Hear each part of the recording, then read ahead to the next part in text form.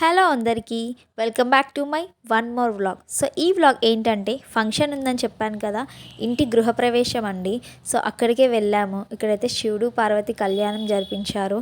And Satyanarayana కథ అయితే జరిపిస్తారు కదా, అదే ఇలా సింపుల్గా డెకార్ చేసి అయితే చేశారు. హోమం కూడా చేయించారు. అండ్ ఇది వచ్చేసి పూజా రూమ్. రాగి చెంబులు ఎంత బాగా పెట్టారో చూడండి. ఇది సింపుల్గా ఉన్న ఒక పూజ రూమ్ బాగా అనిపించింది. సో అందుకే వీడియో తీశాను. అండ్ నెక్స్ట్ ఇది వచ్చేసి కిచెన్ అయితే ఇలా చేపించుకున్నారు సెల్ఫ్స్ అండ్ టైల్స్తో. అండ్ ఇది వచ్చేసి హాల్. ఇది డబల్ బెడ్రూమ్ అన్నట్టు. ఇటువైపు డోర్ కనిపిస్తుంది కదా, ఇదొక రూమ్. అండ్ అటువైపు ఒక డోర్ ఉంది కదా, అదొక రూమ్. ఇది వచ్చేసి శివుడు పార్వతి కళ్యాణం జరిపించారు. నేను కూడా ఫస్ట్ టైమే చూస్తున్నాను. అండ్ నాకు ఇంట్లో నచ్చేది బాల్కనీ అండి. సో ఇది బాల్కనీ వ్యూ. ఇది వచ్చేసి కొంచెం దూరమే. అండ్ నెక్స్ట్ అందరం కలిపి ఫ్యామిలీ మొత్తం ఫొటోస్ అయితే దిగామండి. అదే ఇక్కడ షేర్ చేశాను.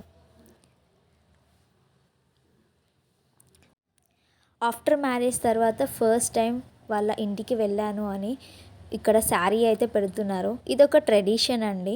సో అదే ఇక్కడ చేస్తున్నారు.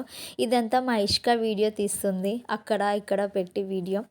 అండ్ శారీ పెడుతున్నారు. శారీ పెట్టిన తర్వాత ఇది శివుడు పార్వతి కళ్యాణం జరిపించారని చెప్పాను కదా, నేను కూడా ఫస్ట్ టైం చూస్తున్నాను. ఇలా జరిపిస్తే మంచిదంట కొత్త ఇంట్లో. సో అందుకే అలా చేశారు.